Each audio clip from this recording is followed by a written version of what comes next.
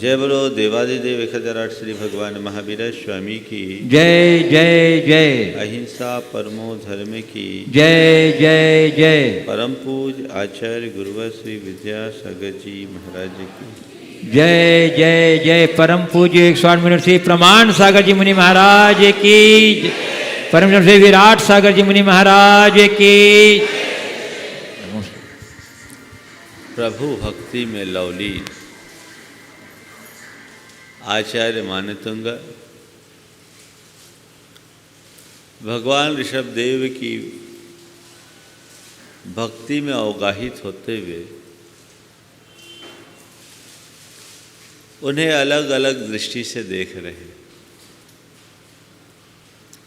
उन्हें लगता है कि प्रभु लोकोत्तर है, इस धरा पर, इस ब्रह्मांड में, इस सृष्टि में उनके समतुल्य कोई नहीं।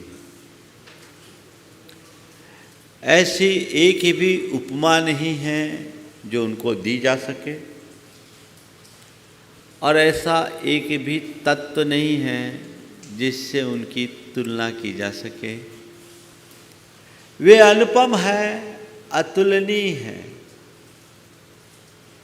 उनका किसी से कोई मेल नहीं है।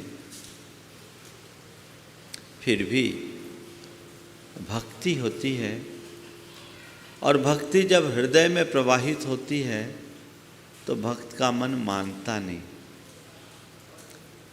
जब भी हम किसी प्रिय या आकर्षक व्यक्ति और वस्तु के प्रति जुड़ते हैं तो हमारा मन तुलना करने के लिए उठता है, आखिर ये क्या है, ये क्या है, ये क्या है।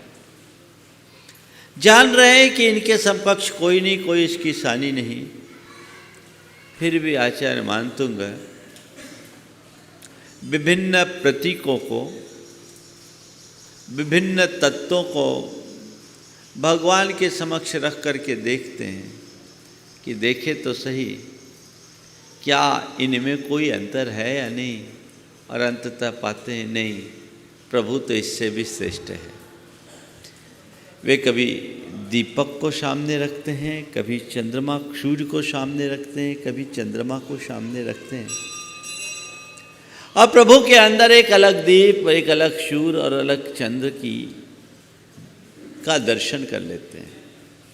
भगवान आपके समकक्ष कोई नहीं, और आज मैं आपकी भक्ति में एक तान हो रहा हूँ तो मुझे लग रहा है कि वाकई में आप तो केवल आप हो, आपसे किसी की तुलना नहीं की जा सकती। इसी भाव भूमिका के साथ आचार्य मानतुंग की दृष्टि एक दीपक पर पड़ी। दीपक का काम प्रकाश फैलाना है, तो उन्होंने उस दीपक को सामने रखकर भगवान ऋषभदेव की तरफ दृष्टि दौड़ाई। तो उन्हें लगा कि आपके भीतर दीप तो है, लेकिन इस दीप से बिल्कुल अलग। लोक में जो दीप होता है वो मिट्टी का दिया होता है,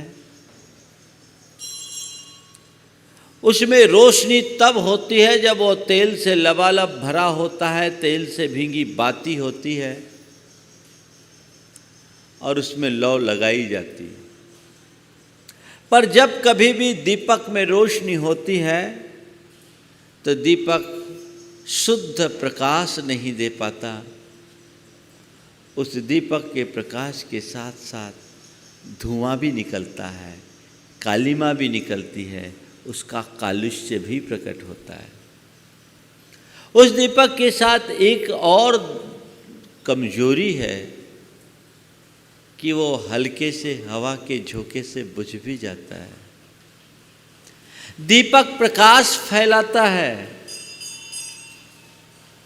तो अति सीमित क्षेत्र में फैलाता है। प्रभु ये एक दीपक है, और मेरी दृष्टि जब आपकी तरफ जाती है तो आपके भीतर भी मुझे एक दीप दिखता है। एक ऐसा दीपक जिसमें ज्योति है, प्रकाश है, पर धुआं नहीं है। ऐसा दीपक जो ज्योतिर्मान है पर जिसमें तेल नहीं, बाती नहीं। ऐसा दीपक जो एक बार जल उठे तो कभी बुझने का नाम न ले। और ऐसा दीपक जो पूरे लोक को एक साथ प्रकाशित करता है। प्रभु, आपके अंदर मुझे एक अपर दीप का दर्शन हो रहा है। वह अलौकिक दीप, उस दीप का दर्शन हो रहा है। मेरी दृष्टि एक जड़ दीप पर जा रही है, एक परम चैतन्य दीप पर जा रही है, और उसी के साथ साथ मुझे मेरे भीतर का दीप भी नजर आ रहा है। इसी भाव के साथ आचार्य मानतुंग क्या कहते हैं, हम पहले छंद लें। निर्धूम वर्तिरप वर्जित तैलपूरः पवर्जित तैलपूरः कृत्स्नं जगत्त्रयमिदं प्रकटीकरोषि।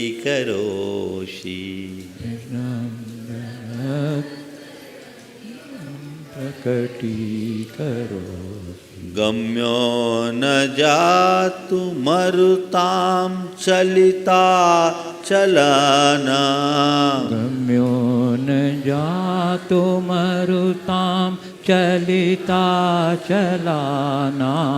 दीपो परस्त्वमसि नाथ जगत् प्रकाशः। दीपो परस्त्वमसि नाथ जगत् प्रकाशः। हे नाथ, तम अपर दीपः असि।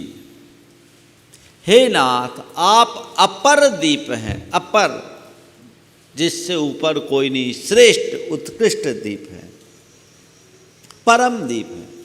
जगत प्रकाश, सारे जगत को प्रकाशित करने वाले हैं। कैसा दीप आपके भीतर मुझे दिख रहा है? निर्धूम, जिसमें धुआं नहीं है। वर्ती, निर्वर्ती, जिसमें वत्ती नहीं है। रपवर्जित, अपवर्जित तैल पूरा, जो लबालब तेल से भरा नहीं, जिसमें तेल का पूर नहीं, यानी तेल नहीं। और कृत्स्नम जगत्त्रयमिदं प्रकटीकरोषि। इदम जगत्त्रयम कृत्स्नम प्रकटीकरोषि। इस तीन लोक को कृत्स्नम यानी पूरी तरह एक साथ प्रकटीकरण करता है, यानी प्रकाशित करता है। पूरे के पूरे तीन लोक में एक साथ प्रकाश फैलाने वाला है। गम्यो न जातु मरुताम चलता चलाना। चलता चलाना मरुताम, मरुत बोलते हैं वायु को। ऐसी वायु जो बड़े बड़े पर्वतों को, अचलों को भी चलायमान कर दे। ऐसे मरुत यानी आंधी तूफान के द्वारा भी गम्य नहीं है, यानी जिसे दुनिया की कोई आंधी कभी बुझा नहीं सकती। हे प्रभो, आप दीपः परस्त्वमसि नाथ जगत प्रकाशा। हे नाथ, हे जगत प्रकाशी, आप अपर दीप हो। बंधुओं, एक जल दीप की जब हम चर्चा करते हैं तो जल दीप की सारी कमजोरियां अभी थोड़ी देर पहले मैंने आपको बताई। प्रभु शाश्वत दीप है, और जो दीपक प्रभु के भीतर है वही दीप हमारे भीतर भी है। ये चैतन्य दीप है, पर अभी दीप तो जल रहा है, हमारा दीप भी जल रहा है, बुझा हुआ नहीं है। हमारे अंदर की संचेतना इस बात को बता रही है कि मेरे भीतर का दीप अभी प्रज्वलित है, लेकिन इस दीपक में अभी धुआं है। इस दीपक में अभी धुआं है। थोड़ी देर में पता लग जाएगा वो धुआं कहाँ उड़ रहा है।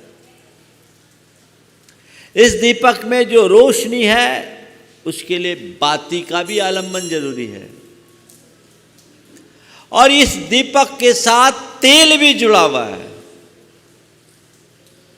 और ये दीपक पल पल प्रभावित होता है, इसका प्रकाश कभी तेज कभी मंद होता रहता है।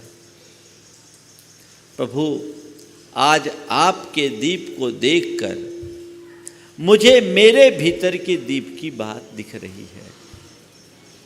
देखिए, भगवान के अंदर का जो दीप है उसमें किसी भी प्रकार की कालिमा नहीं, कालुष्य नहीं, धुआं नहीं, केवल प्रकाश। धुआं का मतलब जिसमें कालुष्य हो, जिसमें व्याकुलता हो, जिसमें धुंधलापन हो, जिसमें गर्मी हो। भगवान के इस ज्ञान दीप में कुछ भी नहीं, क्योंकि वो कर्म से रहित हैं। कालुष्य है ज्ञानावरण कर्म। थोड़ा इसे ढंग से समझिए। कालुष्य काली माँ का नाम है, और हमारे साथ जुड़ा हुआ जो ज्ञानावरण कर्म है हमारे ज्ञान को प्रकट नहीं होने देता, वो अंधेरा ले आता है। प्रभु ने ज्ञानावरण कर्म को खत्म कर दिया तो उनके अंदर किसी तरह का कालुष्य नहीं। दर्शनावरण कर्म दूसरा है जो हमारे लिए चीज़ों को देखने नहीं देता। ये धुंधलापन है जो धुएं का धुंधलका होता है। आपके अंदर वो धुंधलका भी नहीं है, क्योंकि आपने दर्शनावरण कर्म का विनाश कर दिया। मोहनी कर्म है जो हमें आकुलता व्याकुलता देता है। जिस पल मनुष्य का मन मोह से अभिभूत होता है वो सहज शांत नहीं रह पाता, निर्बाध नहीं रह पाता, व्याबाधत्व का अनुभव नहीं कर पाता। चित्त में आकुलता व्याकुलता होते रहती है, और ये आकुलता व्याकुलता आपकी विनष्ट हो गई, क्योंकि आपने धुएं को घातिया कर्म रूपी धुएं का अंत कर दिया।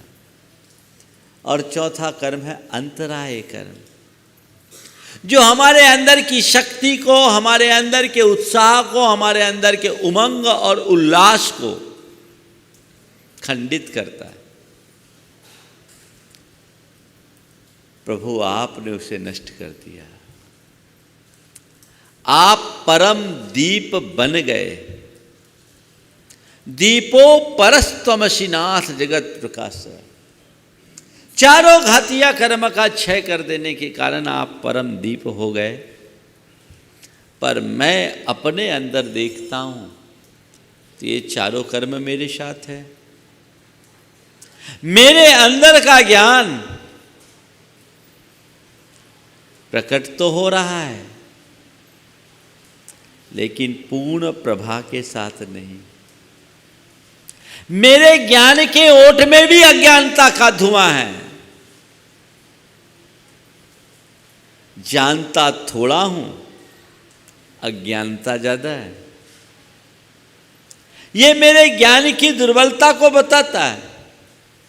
मेरी आत्मा की शक्तियां सीमित है, उत्तरोत्तर शक्ति क्षीण होता जा रहा हूं। प्रभु, आज आपकी शरण में आया तो मैं देख रहा हूं मेरे अंदर कर्म का कालुष्य है। मैं देख रहा हूं मेरे अंदर मोह का धुआं है। मैं देख रहा हूं मेरे इस दीपक में राग का तेल जमा हुआ है, और जिससे कर्म क्षोभसम की बाती जल रही है, और मेरा ज्ञान बहुत सीमित हो चुका है। आपकी शरण में आने के बाद मुझे मेरे होने का एहसास और आभास हुआ है। और एक बात जरूर हमने देखा, जब कहीं दीप जलाया जाता है, एक दीप जलानी पड़ती है अनेक दीपों को जलाने के लिए। एक दीप को जब हम जलाते हैं तो उस दीप से अनेक दीप जल जाते हैं, और जब सब दीप जल जाते हैं तो पता ही नहीं लगता किस दीप ने किस दीपक को जलाया।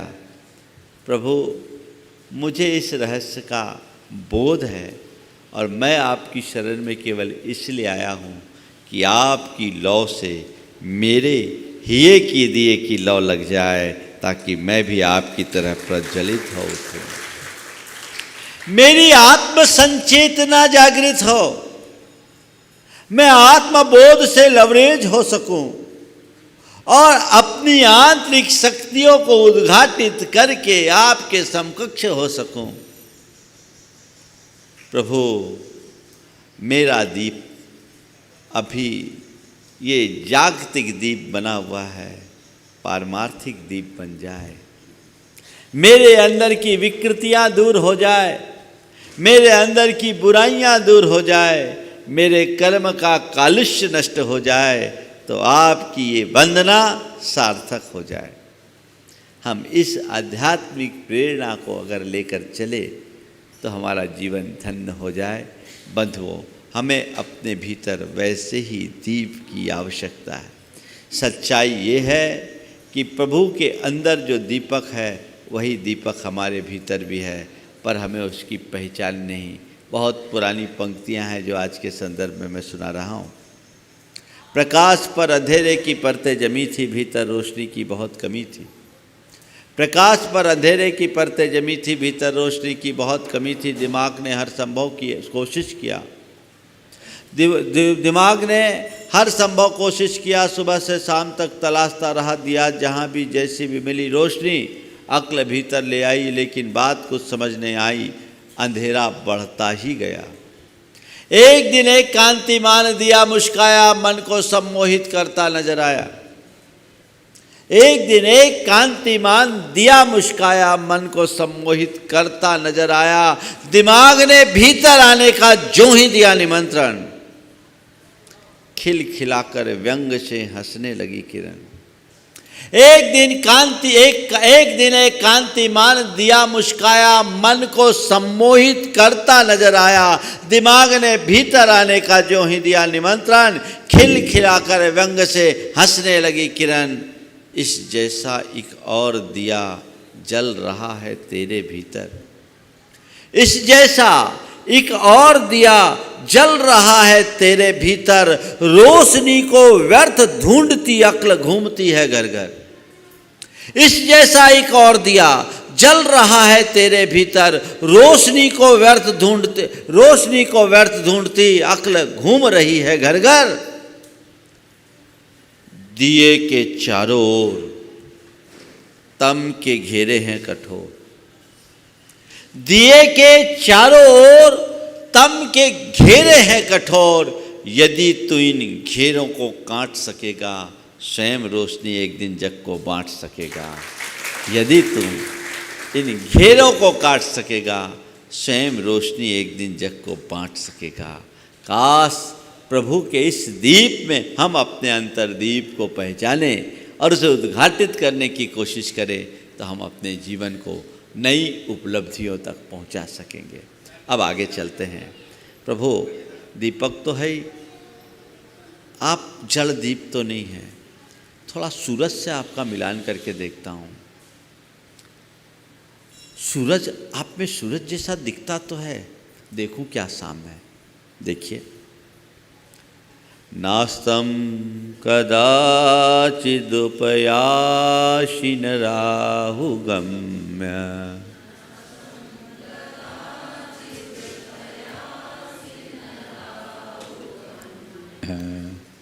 स्पष्टीकरोषि सहसा युगपज्जगन्ति, स्पष्टीकरोषि सहसा युगपज्जगन्ति। नाभोधरोदर निरुद्ध महाप्रभावः, नाभोधरोदर निरुद्ध महाप्रभावः। सूर्यातिशायी महिमासि मुनीन्द्र लोके, सूर्यातिशायी महिमासि मुनीन्द्र लोके। प्रभु, आपके सामने मैं जब सूरज को खड़ा करके देखता हूँ तो मुझे सूरज के दर्शन तो होते हैं, पर इस जागतिक सूरज से भिन्न। इस जागतिक सूरज में अनेक गुण हैं, पर उसकी कई ऐसी कमियां हैं जिसके कारण वो आपके सामने कहीं नहीं टिक पाता। जगत में सूर्य उगता है तो कभी अस्त होता है, उदित होता अस्त होता है, कुछ घंटे तक अपना प्रकाश फैलाता है और डूब जाता है। दूसरी बात, कभी कभी वो ग्रहण से भी ग्रसित हो जाता है, राहु उसे ग्रस लेता है। तीसरी बात, वो एक सीमित क्षेत्र तक ही प्रकाश करता है, कोई भी सूर्य पूरे दुनिया को एक साथ प्रकाशित नहीं कर पाता। भूतल और भूतल में भी एक निश्चित हिस्से में, यहाँ दिन है तो अभी अमेरिका में रात है।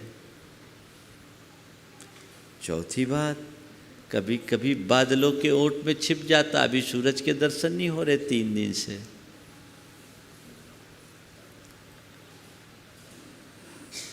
प्रभु, ये दुर्बलता ही सूरज की है,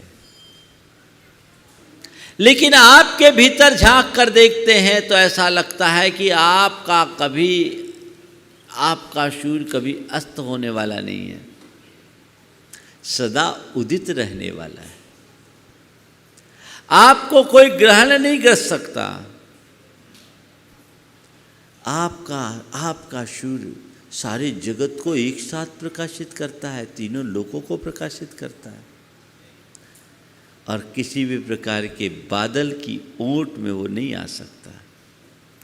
हे प्रभु, इसलिए ऐसा लगता है कि आपका यह सूर्य, आप में जो सूर्य है वो इस सूर्य से भी महिमाशाली है। सूर्यातिशायी महिमासी मुनीन्द्र लोके। आप सूर्य नहीं, अतिशायी सूर्य हो। छंद का अर्थ देखें, फिर आज आपको 3 सूर्य से मिलाएंगे। नास्तम कदाचित उपयासी। हे प्रभु, आपका ज्ञान सूर्य कभी अस्त नहीं होता।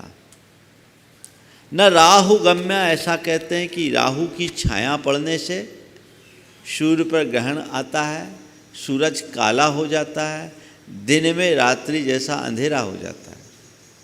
आपको कोई राहु गश नहीं सकता। फिर कृष्णम जगत्त्रयमिदं प्रकटीकरोसि, स्पष्टीकरोसि सहसा युगपत जगंती। सहसा एक साथ, एक झटके में, युगपत एक साथ जगंती, तीनों लोकों को प्रकटीकरोसि प्रकाशित करता है। एक साथ तीनों लोकों में अपना प्रकाश फैला देने वाला है। गम्योन नाम्भो धरोधर निरुद्ध महाप्रभाव। वो बादलों की ओट में कभी आने वाला नहीं है। आपके भीतर का सूर्य महान प्रभाव रखता है। हे प्रभु, हे मुनीन्द्र, लोक में आप तो, आपकी महिमा सूर्य से भी अतिशायी है। अर्थ समझ में आ गया? हे प्रभु, आपकी महिमा लोक में सूर्य से भी अतिशायी है, क्योंकि आप कभी अस्त नहीं होंगे।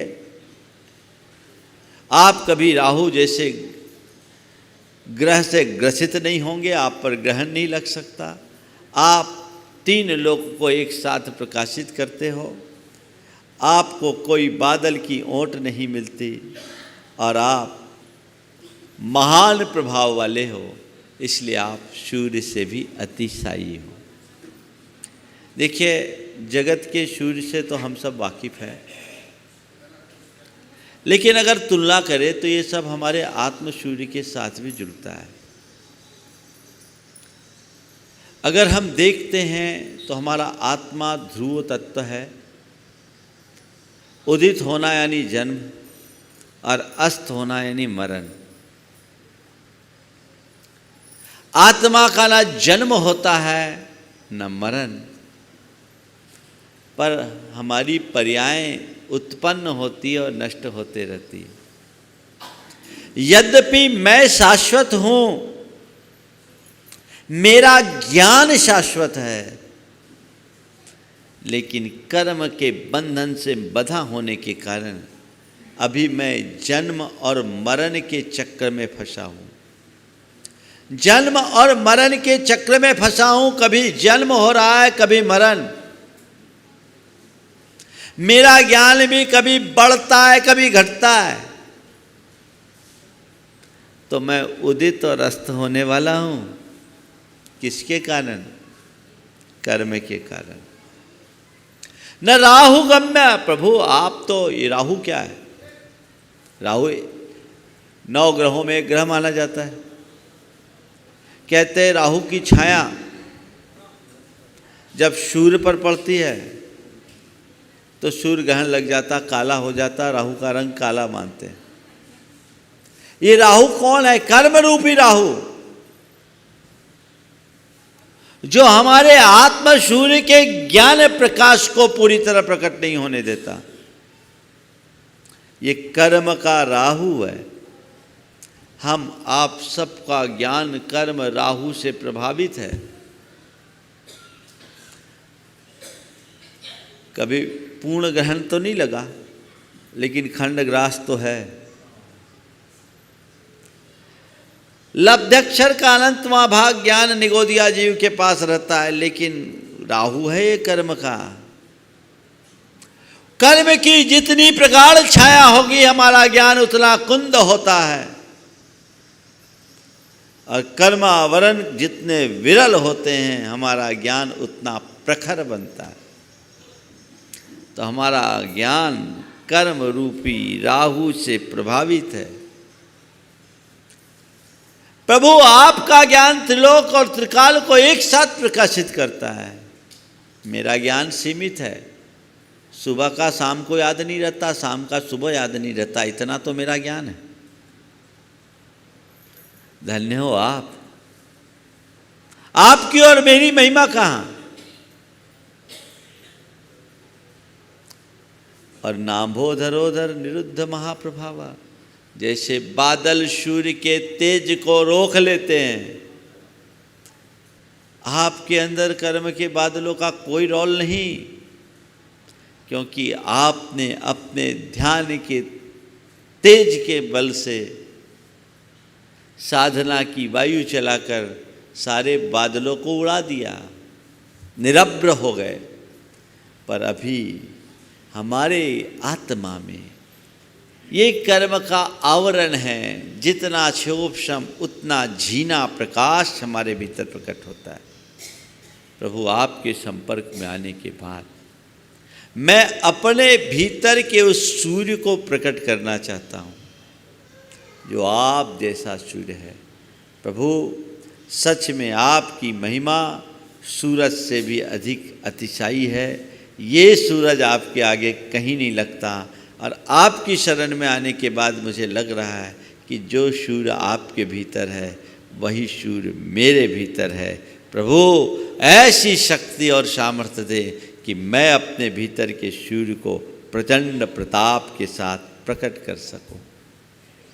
अब सूरज से तुलना हो गई, थोड़ा चांद से मिलान करके देखें। लोक में चंद्रमा का भी बड़ा महत्व है, तो चांद की क्या दशा है? अगला क्षण नित्योदयम दलित मोह महांधकारम यम दलित मोह महांधकारम गम्यम न राहुवदनश्य न वारिदानम गम्यम न राहुवदनस्य न वारिदानम बिभ्राजते तव मुखाब्जमनल्पकान्ति विभ्राजते तव मुखाब्जमनल्पकान्ति विद्योतयत् जगद पूर्व शशांक बिंबम विद्योतय जगद पूर्व शशांक बिंबम। प्रभु जब चंद्रमा को आपके सामने लाकर देखता हूँ तो आपके भीतर भी एक चंद्रमा का दर्शन होता है,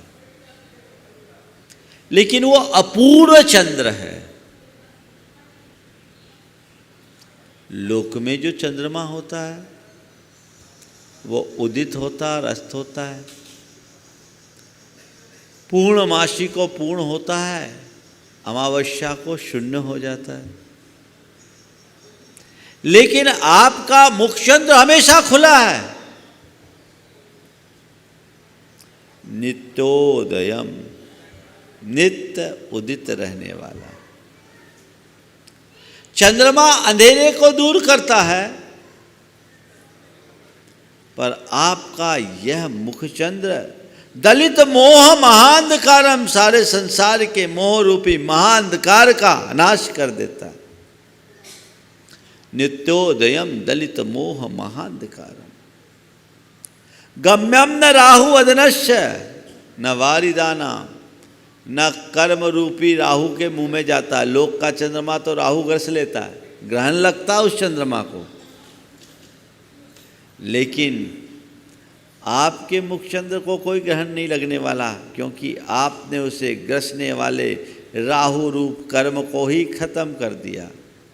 न वारिदाना, नहीं मेघों से, वारिद यानी मेघ, बादलों से भी वो ओट में आने वाला नहीं, क्योंकि आपने अपने कर्म के बादलों को पूरी तरह छांट दिया है।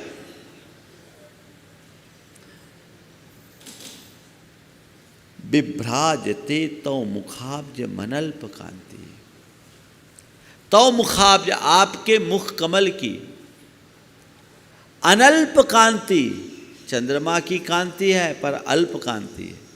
आपके मुख रूपी चंद्रमा की मुख कमल की अनल्प कांति, अल्प नहीं अनल्प है। विभ्राजते, शोभायमान है। विद्योतयत जगद पूर्व शशांक बिंबम, जगत विद्योतयत, तीनों लोकों को प्रकाशित करता हुआ आपका यह मुख कमल अपूर्व शशांक बिंबम, चंद्रमा तो है पर कैसा, अपूर्व, जिसके समकक्ष कोई दूसरा नहीं है। ये चंद्रमा उदित होता अस्त होता है, सुबह होते हुए तो पांडु पलाश कल्पम हो जाता है, पलाश के पीले पत्ते की तरह तेजहीन हो जाता है, और पूर्णिमा से अमावस्या तक घट जाता है। बीच बीच में न जाने कितनी बार राहु से ग्रस लेता है, और बादलों की ओट में उसका अता पता नहीं लगता। लेकिन प्रभु आपका, आपके भीतर जो चंद्र है वो अपूर्व चंद्र है, नित्य उदित रहने वाला, कभी भी कर्म रूपी राहु से ग्रसे न जाने वाला, कर्म रूपी बादल जिसे कभी आच्छादित न कर सके, सारे लोक में एक साथ अपना प्रकाश बिखेरने वाला ये चंद्र अपूर्व चंद्र है। इसलिए सूरज चांद आपके आगे कहीं नहीं लगते। तो अब बोलते हैं सूरज चांद का लोक में उपयोग है, बिना सूरज चांद के लोक का उपयोग नहीं होगा। पर आचार्य मानतु कहते हैं प्रभु आपके दर्शन के बाद मुझे सूरज चांद से कोई मतलब नहीं, लोक में मतलब होगा, मेरा काम तो आपसे सद गया। कैसे सो देखिए, किम शर्वरीषु शशिनानि विवस्वता वा, किम सर्वरीषु शशिनानि विवस्वता वा, युष्मन्मुखेन्दु दलितेषु तमस्सु नाथ, युष्मन्मुखेन्दु दलितेषु तमस्सु नाथ, निष्पन्नशालिवन शालिनी जीवलोके, निष्पन्नशालिनी शालिनी जीवलोके, कार्यं कियज्जलधरैर्जल भारनम रहे, कार्यं किय जलधरैर्जल भारनम्रै।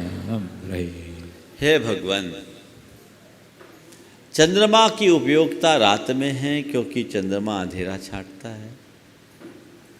सूरज की उपयोगिता लोक में दिन में है क्योंकि सूरज हमें ऊर्जा देता है, शक्ति देता है, स्फूर्ति देता है, प्रकाश देता है। पर प्रभु, ये जरूरत लोक को होगी, मुझे नहीं। अब मुझे सूरज चांद किसी से कोई मतलब नहीं, कोई प्रयोजन नहीं। मेरे प्रयोजन की पूर्ति तो आपसे हो गई। जब आप मुझे मिल गए तो मुझे सूरज चांद से क्या लेना देना। मेरा कोई प्रयोजन नहीं, मुझे कोई मतलब नहीं। किम सर्वरीषु शशिना, सर्वरी यानी रात, रात में चंद्रमा से क्या। और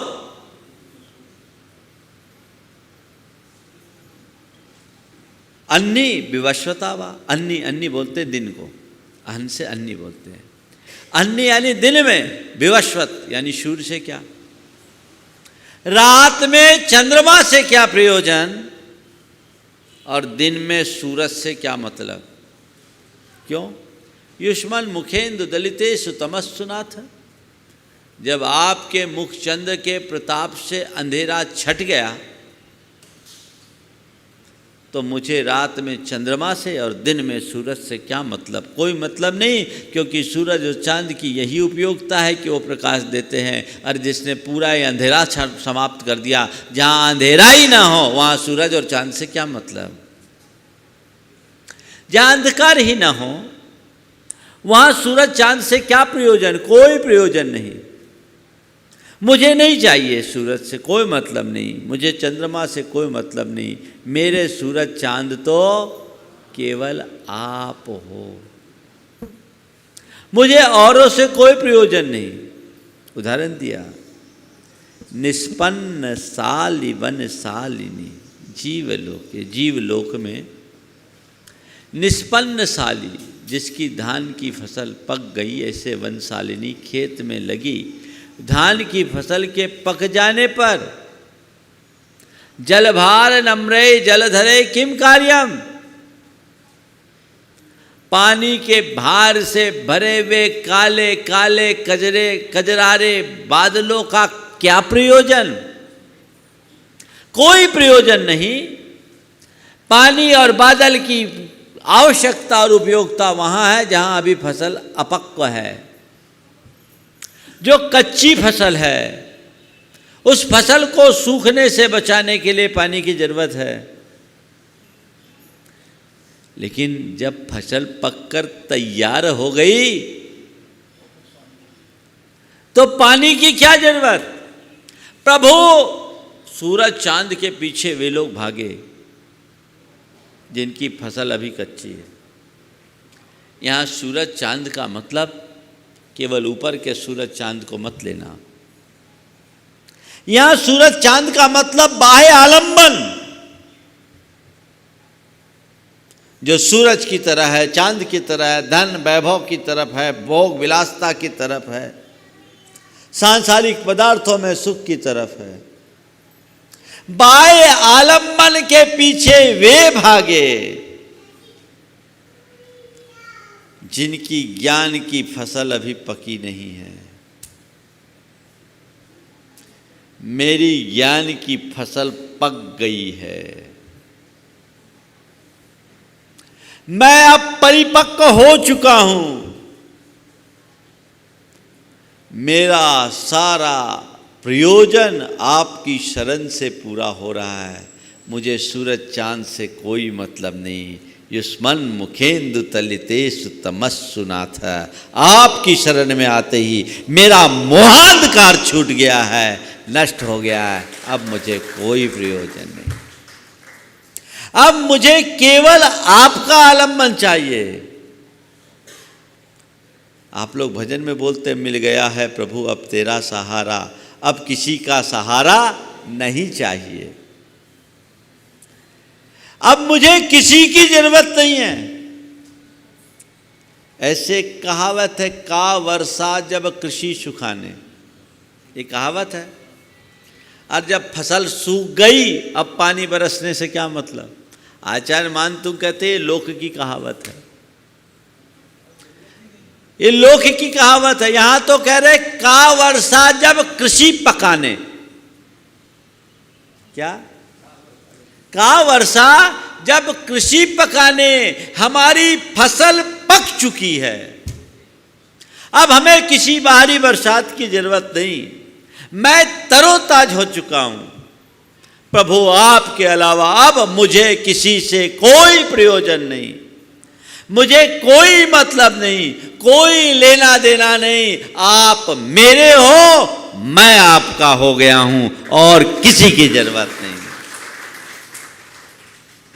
मीरा कहती है ना, मेरो तो गिरधर गोपाल दूसरो न कोई, बस मुझे और कोई से मतलब नहीं। रहे सूरज का उपयोग, चांद का उपयोग, रोशनी फैलाता होगा सूरज चांद, पर प्रभु मैं उनके पीछे तभी तक पागल था जब तक आपको नहीं पहचाना। आपको देख लिया तो लगता है जब मेरे सामने अपूर्व चंद्र है और अतिशायी सूर्य है, तो इस सूरज के पीछे मैं क्यों भागूं, इस चांद का मैं दीवाना क्यों बनूं। मेरे तो वश आप है, मेरो तो गिरधर गोपाल दूसरो न कोई। एक बहुत सुंदर प्रतीक दिया, हम इन बातों को समझे और इस आध्यात्मिकता का स्पर्श करने का प्रयास करें, तो हम अपने जीवन को एक नई ऊंचाई देने में समर्थ होंगे। कहते हैं मीरा एक बार ब्रज गई और ब्रज में एक जीवा स्वामी नाम के एक बड़े संत थे। वे किसी महिला से मिलते नहीं थे, किसी स्त्री से नहीं मिलते थे। मीराबाई को उनसे मिलने की इच्छा हुई। जब मीराबाई वहाँ उनसे मिलने का प्रस्ताव भेजी और उन्हें इनकार किया, तो मीराबाई ने गजब की टिप्पणी की। मीरा ने कहा कि मैं तो ये सोचकर ब्रज आई थी कि यहाँ केवल गोपियाँ हैं, मैं तो ये सोचकर ब्रज आई थी कि यहाँ तो केवल गोपियों का वास है। आज मालूम पड़ा कि गोपियों के अतिरिक्त भी कोई है। तब जीवा स्वामी को बात समझ में आई और उन्हें अपनी भूल का एहसास हुआ और वे खुद आगे आकर के मीरा से मिलने गए कि तुम तो मुझसे भी 2 कदम आगे हैं। बंधुओं, भक्ति समर्पण की पराकाष्ठा है और ये तभी संभव होता है जब हम अपने आराध्य को अपने हृदय में स्थापित कर लेते हैं, विराजित कर लेते हैं। आचार्य मानतुंग ने वो किया और उनके जीवन में वह सब बातें सहज घटित हुई। इसलिए कहते निष्पन्न साल वन सालिनी जीव लोके कार्यम कियत जलधरे जलभार नम्रे। अब फसल पक जाने के बाद पानी के भार से नम्रीभूत बादलों की कोई आवश्यकता नहीं। प्रभो मेरी फसल पक गई, अब मुझे बाह्य आलंबनों की कोई आवश्यकता नहीं है। जिस दिन ये स्वर तुम्हारे भीतर फूटने लगेंगे, समझना तुम्हारा जीवन पूरी तरह परिपक्व हो चुका। तुम अपने जीवन के मकसद को पा गए, लेकिन अभी तो प्रभु को देखने के बाद भी इधर उधर देखने का जी होता है। अरे महाराज ये छोड़ो, प्रभु को देखते देखते भी इधर उधर देख लेते है मन कितना दुर्बल। भगवान के दर्शन करते करते भी मन डोल जाता है। अच्छे खासे उम्रदराज लोगों का भी हाल खराब है। एक बार एक सज्जन ने बड़ी आत्मग्लानि के साथ मेरे सामने आकर प्रायश्चित की याचना की। बोले महाराज आपसे कहने में बड़ी लज्जा आ रही है, 80 वर्ष की उम्र हो गई, 80 वर्ष की उम्र हो गई, तो भी जब कभी भगवान के दर्शन करते करते भी किसी युवती पर नजर चले जाए तो मेरा मन डोल जाता है। हंसने की बात नहीं है, उस आदमी की साहस की सराहना करना। कम से कम अपनी भूल और अपनी गलती को स्वीकार तो रहा, उसका पश्चाताप है। ये दुर्बलता है मन की। मन पर जब दुर्बलताएं हावी होती है तो तन भले सख्त न हो, तन असक्त हो, तो भी मन पागल होता है। अच्छे अच्छे लोगों के साथ तो हमें चाहिए हम प्रभु से कुछ इस तरह का नेह लगाए कि बाकी बातों की तरफ हमारा ध्यान ही न जाने पाए और हम अपने जीवन को आगे बढ़ा सके। आज इतना ही रखेंगे। मंगल भावना हम शुरू करें।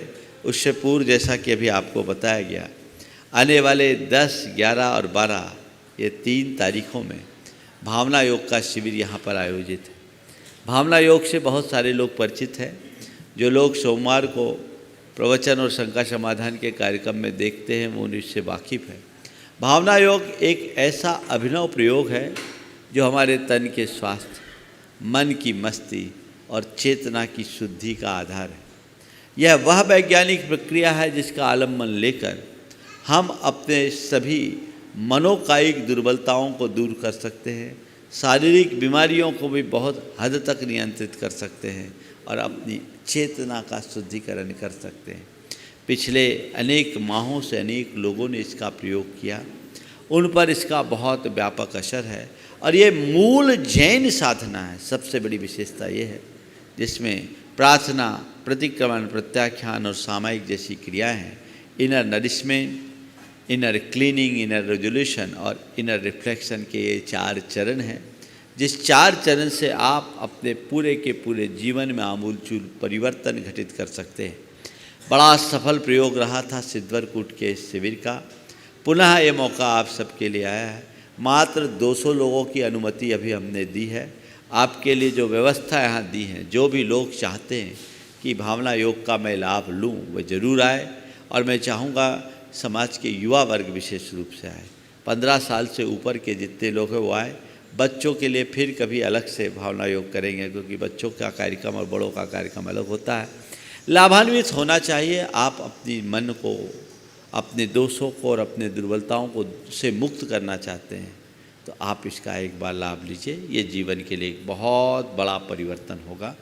और ये ऑटो सजेशन और लॉ ऑफ अट्रैक्शन जैसे सिद्धांतों के साथ जुड़ा हुआ कार्यक्रम है, जिसे आधुनिक विज्ञान की भाषा में न्यूरो साइको इम्यूनोलॉजी से जोड़ा गया है।